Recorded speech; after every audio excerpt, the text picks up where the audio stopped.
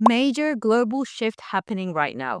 Over 80 countries are either rolling out, testing, or actively expanding digital ID systems and central bank digital currencies. And this isn't some distant future scenario anymore, guys. This is already moving into real world implementation across banking systems, across payment trails, and even government services. So, what this means is that which it basically means the way money and identity function is starting to fundamentally change at the same time. But guys, quick disclaimer before we go any deeper on this is not a financial advice. I'm not telling you what to invest in or what kind of decisions to make. This is purely just educational based on current developments, any news, and you should always do your own research before taking any kind of action, especially when it comes to crypto, which is very unpredictable. So here's what's actually happening in simple terms, guys. We are moving from a system where your identity, your money, and your access to services are all separate things into a system now where they can be connected digitally. And on the surface, I know that this is being positioned as efficiency, as faster payments, easy verification, less friction, which is true. But the part that matters more is what that infrastructure allows behind the scenes, guys. Because once identity and money are fully digital, systems become programmable, meaning transactions can be tracked, rules can be applied, access can be managed in real time. And that's why people like Whitney Webb have raised concerns about it, not about the technology itself, but about how it could be used if there aren't any kind of strict limits in place. Now, here's the part most people are missing here. And none of this works without any kind of adoption, meaning that people actually have to use these systems for them to function for real. So instead of just forcing it immediately, rollout is happening through, convenience, through incentives and gradual integration into everyday life. And that's exactly how systems become standard without, people really noticing that kind of shift. So this is the question. What does this mean for you? It means that you're entering a phase where financial infrastructure is changing whether you participate in it or not. And the real decision becomes how aware and prepared you are before it becomes the default.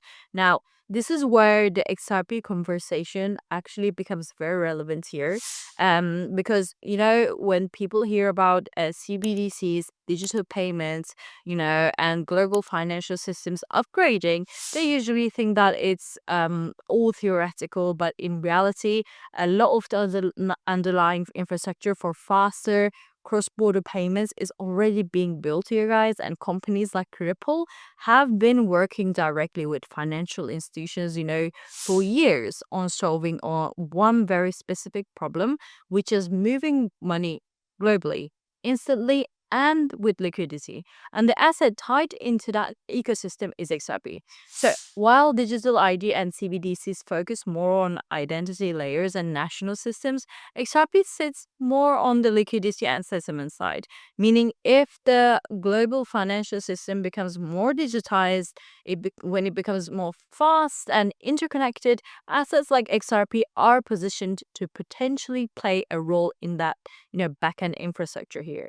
Now, obviously, that doesn't mean that everything will run on XRP, and it doesn't mean any kind of guaranteed outcomes, but it does explain why a lot of investors are watching it very closely. Because if cross-border payments and digital asset liquidity become more important, the value of systems solving that problem could definitely increase in my eyes. So, again, guys, this is not about hype here. It's actually more about understanding where different pieces fit into a much bigger system that's evolving. You need to look at it from, in terms of a bigger picture perspective. So now coming back to what you can actually do with this information, guys. First, stay informed on how these systems are being introduced in your country specifically, because rollout stages vary a lot. Some countries are fully implemented, others are still testing, but the direction is very clear. And then secondly, understand that convenience is the main entry point. So before adopting any kind of new systems automatically, ask what you're trading for that convenience. And thirdly, think in terms of optionality, which means that don't put yourself in a position where you're fully dependent on just one system without any kind of alternatives, which is something that I always say, don't put all your eggs in one basket when it comes to crypto, especially. And fourth, if you're choosing to participate financially in this shift, then how you hold your assets becomes, just as important as what you invest in.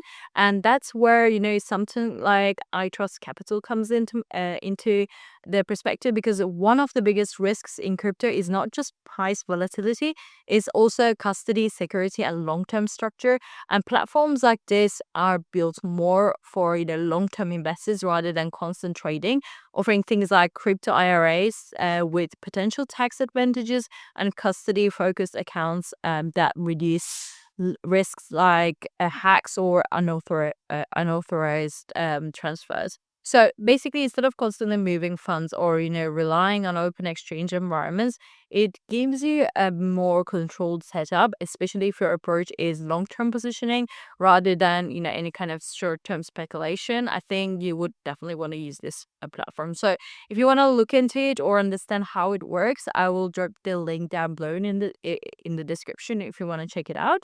And overall, basically, the biggest takeaway here, I would say, is very simple. This is not just a trend, guys. It's a structural shift in how financial systems operate, and the people who benefit the most are usually the ones who understand what's happening earlier in the game and position themselves accordingly. So, both in awareness and financially, instead of just reacting once everything is already in place, which is always too late, which is something that I always say. So, thank you so much, guys. Don't forget to subscribe and give it a like, and I will see you in the next video. Let me know what you think in the comments.